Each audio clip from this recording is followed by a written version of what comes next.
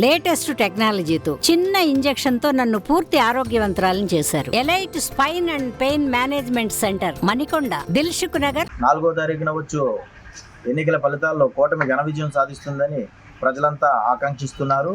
గత ప్రభుత్వం చేసిన అరాచకాలు, వైఫల్యాలు, వ్యతిరేకత కోసం ప్రజలంతా కూడా కూటమికే ఓటేసి కూటమిని విజయం కోసం ఎదురు చూస్తూ ఉన్నారు.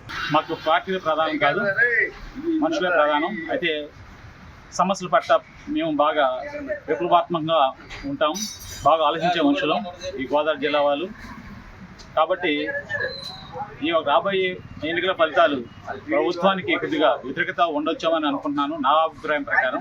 ఎందుకంటే ప్రతి ఒక్క సామాన్య పౌరుడు, ముఖ్యంగా నిరుద్యోగి, ఉద్యోగాలు లేక, అలాగే ఉద్యోగాలు సిపిఎస్ లేక రద్దు కాక, అలాగే కూలీ పనులకి ఉపాధి లేక, నిత్యావసర వస్తువులు పెరిగిపోయి, పన్నుల భారం ముఖ్యంగా కరెంటు మీద, ఆర్టీసీల మీద, ప్రతి కూరగాయ మీద, తినే వస్తువుల మీద కూడా అసలు మనిషి బతకడం కష్టంగా అనిపిస్తుంది ఈ 5 సంవత్సరాల నుంచి. దానికి కారణాలు ఎన్నైనా ఉన్నా సామాన్య ప్రజలందరూ కూడా ప్రభుత్వానికి వ్యతిరేకంగానే ఓటేశారని నేను భావిస్తున్నాను. ఎందుకంటే గతంలో పోల్చుకుంటే ఇప్పుడు పరిస్థితి చాలా భిన్నంగా ఉన్నాయి, బతకడం కష్టంగా ఉంది. సరే, ఫలితం ఎలాగున్నా సరే మా నిడదవోలు నియోజకవర్గంలో, ముఖ్యంగా గోదావరి జిల్లాలో ఫలితాలతో మాకు పనేం లేదు. మేము బాయి అని తిరిగేవాళ్ళు, ఆ క్షణమే కొంచెం మాట్లాడుకుంటాం కానీ, లేకుంటే చర్చించుకుంటాం కానీ జరుగుతుంది. కానీ తర్వాత చాలా హాయిగా ఉంటుంది. ఫలితం ఎలాగున్నా సరే మేము స్వీకరిస్తాం. నా అభిప్రాయం ప్రకారం ప్రభుత్వ వ్యతిరేకత ఓటు పడుతుందని చెప్పి నేను అభిప్రాయపడుతున్నాను. కందులు దుర్గేష్ గారికి భారీ మెజార్టీతో నెగ్గుతారని చెప్పి నేను ఆశిస్తున్నాను. అలాగే కూటమి కూడా పైన అధికారంలో 160 సీట్ల వరకు వస్తాయని చెప్పేసి నేను కోరుకుంటున్నాను. అలాగే ప్రస్తుతం ఉన్న పరిస్థితుల్లో రాష్ట్ర ప్రభుత్వం, గత ప్రభుత్వం ఉన్న అరాచకాలు, పథకాలు కూడా రకరకాల ఆప్షన్లు పెట్టి పథకాలు కట్ చేయడం, దాని మూలంగా ప్రజల్లో వ్యతిరేకత పెరిగింది.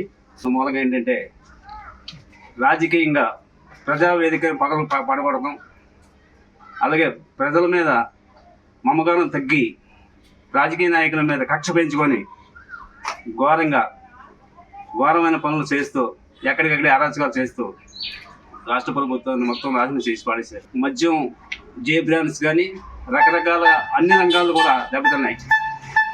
ప్రతి ఒక్క రంగానికి కూడా ఏ సుఖశాంతులు లేకుండా పోయినాయి. అలాగే భవన కార్మికులు కూడా ప్రతి ఒక్కరు కూడా చేతులు వృత్తి పనులు కానీ ఎవరికి కూడా పనులు లేవు.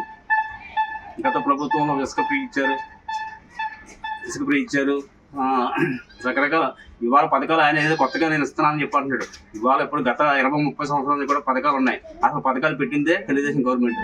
వీళ్ళు వచ్చి ప్రత్యేకంగా పెట్టిన పథకాలే లేవు. అలాగే ఇప్పుడు దళితులకి 27 పథకాలను రద్దు చేశాడు.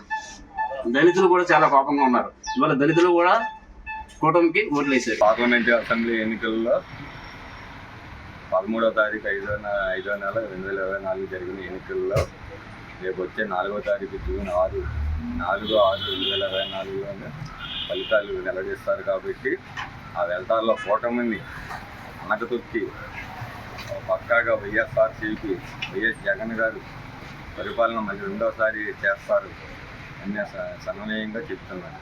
రేపు 4వ తారీఖు సార్వత్రిక ఎన్నికల్లో విజయం సాధించేది ఎవరు అనంటే మన ప్రీతమ ముఖ్యమంత్రి వైఎస్ జగన్మోహన్ రెడ్డి.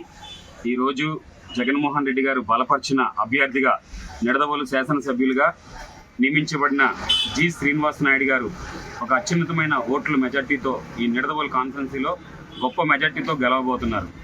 దీనివల్ల ఎవరికి కూడా ఈ జిల్లాలో, ఈ నియోజకవర్గంలో ఎటువంటి గొడవలు కానీ, ఎటువంటి ఇబ్బందులు కానీ లేకుండా కూటమిని ఓటించి ఈరోజు ఈ నియోజకవర్గంలో వైఎస్ఆర్సీపీ జెండా విజయ పతాకాన్ని ఎగరేయడానికి ఈ నియోజకవర్గ ప్రజలందరూ సిద్ధంగా ఉన్నారు.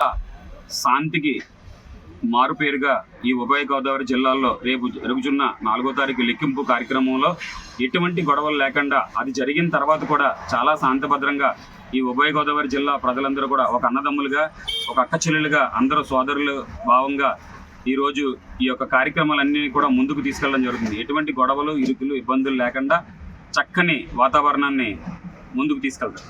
మొన్న జరిగిన సార్వత్రిక ఎన్నికల్లో మరి కూటమిని ఓడించి జగన్ గారి ప్రభుత్వం వస్తుందని నేను చెప్తున్నాను. అలాగే ప్రతి సర్వే కూడా చెప్తుంది మళ్ళీ జగన్ గారి ప్రభుత్వం వస్తే అప్పుడు ఎలా అయితే నవరత్నాల ద్వారా అందరూ లబ్ధి పొందారో ఇప్పుడు కూడా అందరూ అలాగే లబ్ధి పొందుతారని. మా ఉభయ గోదావరి జిల్లాలో ఎటువంటి అల్లరి చిల్లర ఏమీ జరగదు. మాది ప్రశాంతతమైన నిడదవోలు నియోజకవర్గం.